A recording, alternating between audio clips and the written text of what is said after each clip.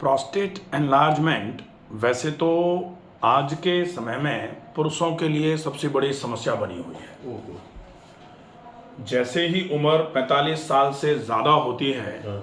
Prostate enlargement एक तरीके से एक विकराल मुंह फाड़ करके आती हुई समस्या मानी जा रही है।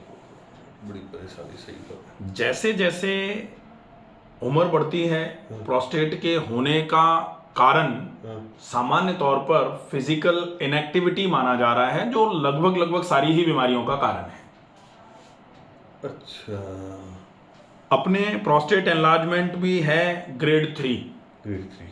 तो ग्रेड 3 पर प्रोस्टेट एनलार्ज अगर हुई है तो क्या हो रहा है कि प्रोस्टेट बेसिकली, वैसे इसका जो काम है वो लिक्विफेक्शन का काम होता है। जो सीमन निकल के आता है ना, जो स्पर्म्स निकल के आते हैं, उन स्पर्म को लिक्विफाई करने का काम ये प्रोस्टेट ग्लैंड करती है। अच्छा। तो जब तक कोई भी मेल एक्टिवली फर्टाइल होता है या फर्टाइल एज में होता है, जब तक सेक्सुअल एक्टिविटीज चलती रहती हैं प्रॉपर तरीके से, प्रोबेबली तब तक ये समस्या ज्यादा देखने को नहीं मिलती। सही है। जैसे ही फिजिकल इनएक्टिविटी आती है, प्लस वो एक्टिविटीज जो सेक्सुअल एक्टिविटीज हैं थोड़ी कम होना चालू होती हैं, तो फिर प्रोस्टेट का काम चूंकि नहीं है, और ये पूरी दुनिया जानती है कि जिस चीज को काम में नहीं लो वो चीज धीरे धीरे करके खराब होना चालू हो जाती है, आलसी हो जाएगी। वो था सही। फिर पेल्विक एरिया पर ब्लड सर्कुलेशन की कमी आजकल देखने में आ रहा है कि लगभग मेल हो या फीमेल, ये पेट तो सबका ही थोड़ा थोड़ा निकला है, और जब तक पेट निकले नहीं तब तक लोगों को चैन नहीं पड़ता कि हम तो खाते पीते घर के ही नहीं लग रहे। ऐसा आजकल चलन में, ये भी चलन में चल रहा है कि भाई बिल्कुल कमजोर लगते हैं, पेट तो निकला ही नहीं है।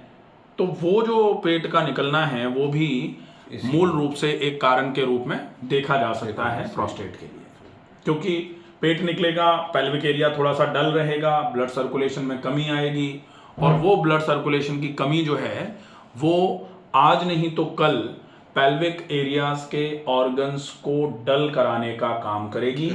चाहे वो प्रोस्टेट हो, चाहे वो यूरिनरी ब्लैडर हो, फीमेल के केस में चाहे वो यूरिनरी ब्लैडर हो, चाहे ओवरीज हो, चाहे यूटरस हो, चाहे फैलोपियन ट्यूब्स हो। अब प्रोस्टेट अगर बढ़ गया तो प्रॉब्लम क्या करता है?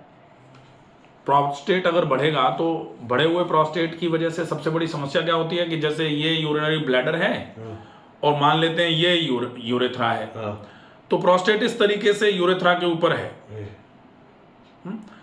अब प्रोस्टेट का अगर साइज बढ़ेगा और बाहर की तरफ ऐसे करके साइज बढ़ेगा तो कोई फर्क नहीं पड़ रहा। साइज तो बढ़ रहा है, ग्राम्स बढ़ रहे हैं, लेकिन प्रेशर ज्यादा नहीं पड़ रहा यूरेथ्रा पे।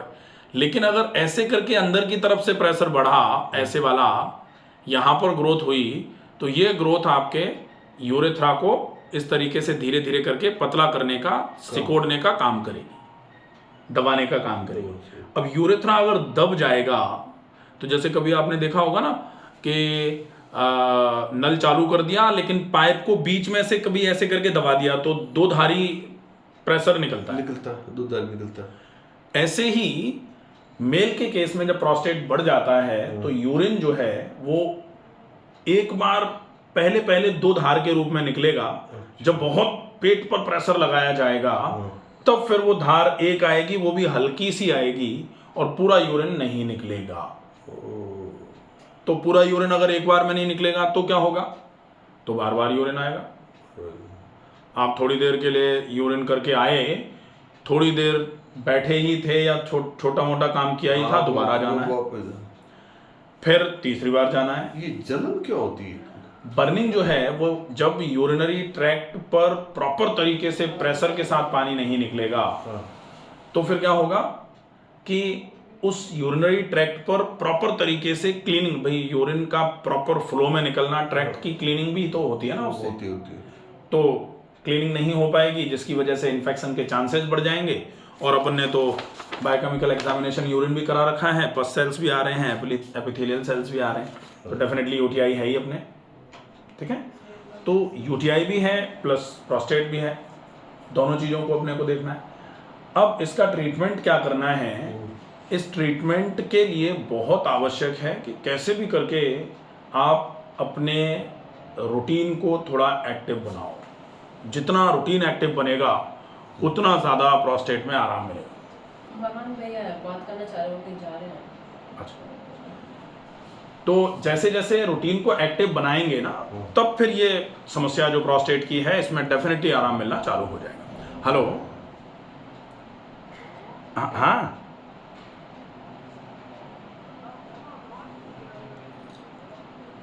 कौन सी वाली?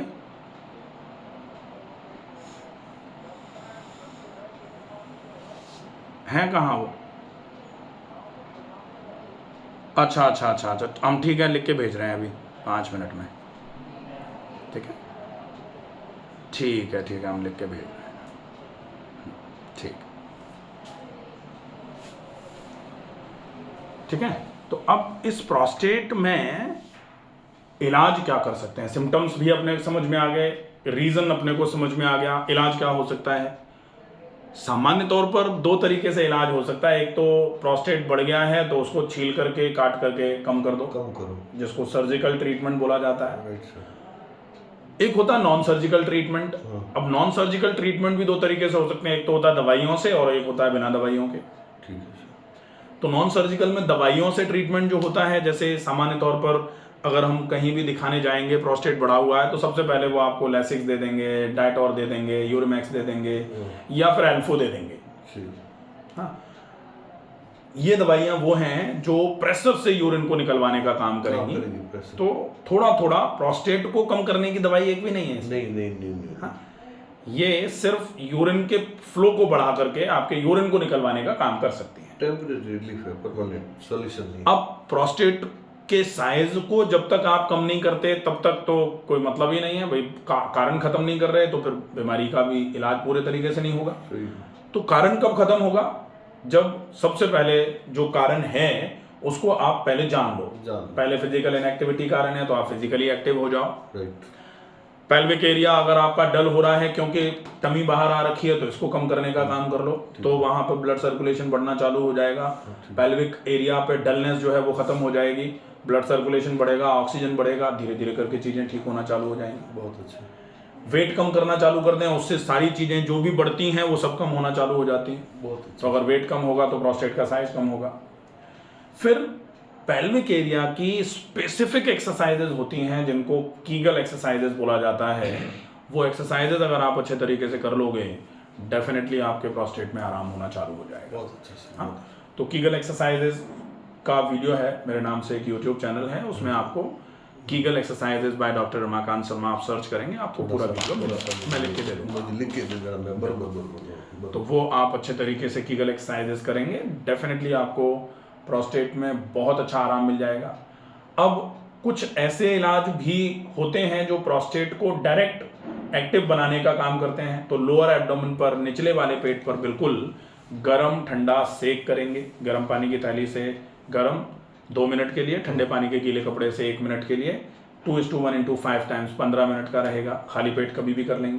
ठीक है सर। गरम ठंडा कटी स्नान, अगर आपके घुटनों में ज़्यादा दर्द नहीं है, उठना बैठना इजीली हो जाता है तो गरम ठंडा कटी स्नान बहुत अच्छा ट्रीटमेंट है। ठीक है सर। एक ट्रीटमेंट होता है मेहन स्नान।